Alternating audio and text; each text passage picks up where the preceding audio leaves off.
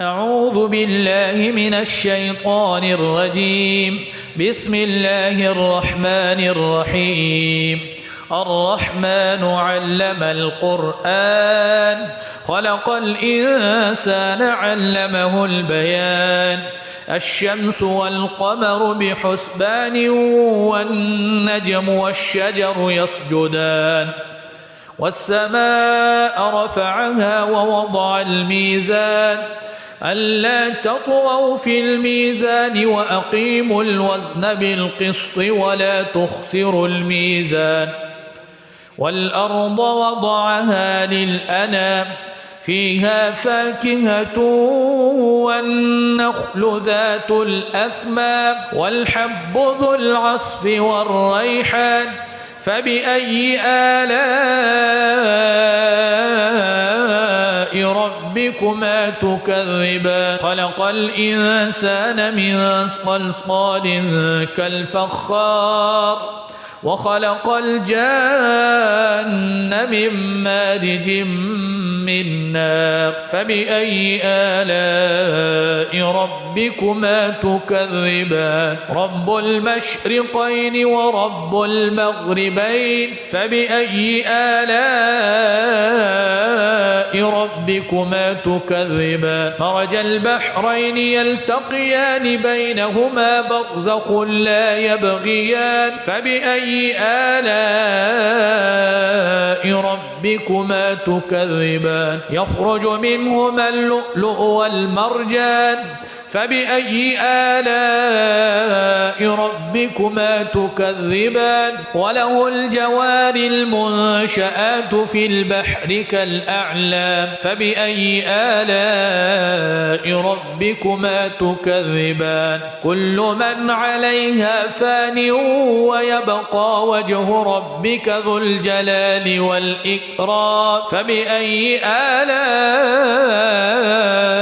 ربكما تكذبان. يسأله من في السماوات والأرض كل يوم هو في شأن فبأي آلاء ربكما تكذبان. سنفرغ لكم أيها الثقلان فبأي آلاء ربكما تكذبان. يا معشر الجن والإنس إن استطعتم أن تنفذوا من أقطار السماوات والأرض فانفذوا لا تنفذون إلا بسلطان فبأي آلاء ربكما تكذبان.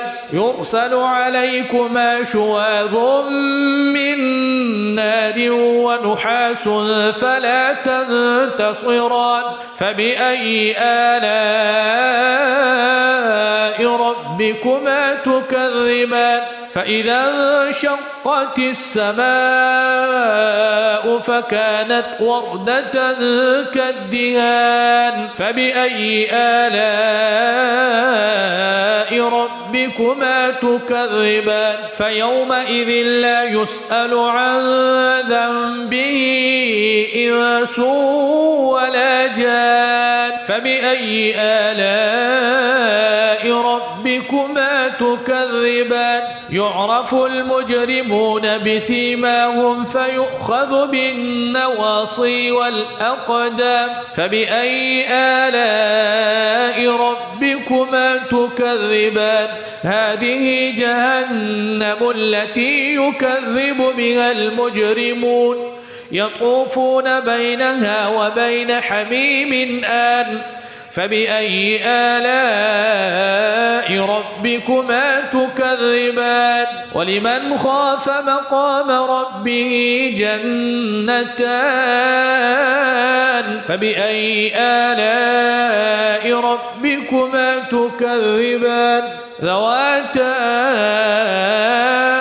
أفنان فبأي آلاء ربكما تكذبان. فيهما عينان تجريان فبأي آلاء ربكما تكذبان. فيهما من كل فاكهة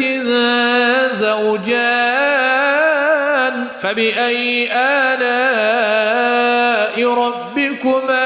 تكذبان متكئين على فرش بطائنها من استبرق وجنى الجنتين دان فبأي آلاء ربكما تكذبان فيهن قاصرات الطرف لم يطمثهن إنس قبلهم ولا جان فبأي آلاء ربكما تكذبان كأنهن الياقوت والمرجان فبأي آلاء ربكما تكذبان هل جزاء الإحسان إلا الإحسان فبأي آلاء ربكما تكذبان ومن دونهما جنتان فبأي آلاء ربكما تكذبان مدهامتان فبأي آلاء ربكما تكذبان فيهما عينان نضاختان فبأي آلاء ربكما تكذبان فيهما فاكهة ونخل ورمان فبأي آلاء ربكما تكذبان فيهن خيرات حسان فبأي آلاء ربكما تكذبان حور مقصورات في الخيام فبأي آلاء ربكما تكذبان لم يطمثهن إنس قبلهم ولا جان فبأي آلاء ربكما تكذبان متكئين على رفرف خضر وعبقري حسان فبأي آلاء ربكما تكذبان تبارك اسم ربك ذي الجلال والإكرام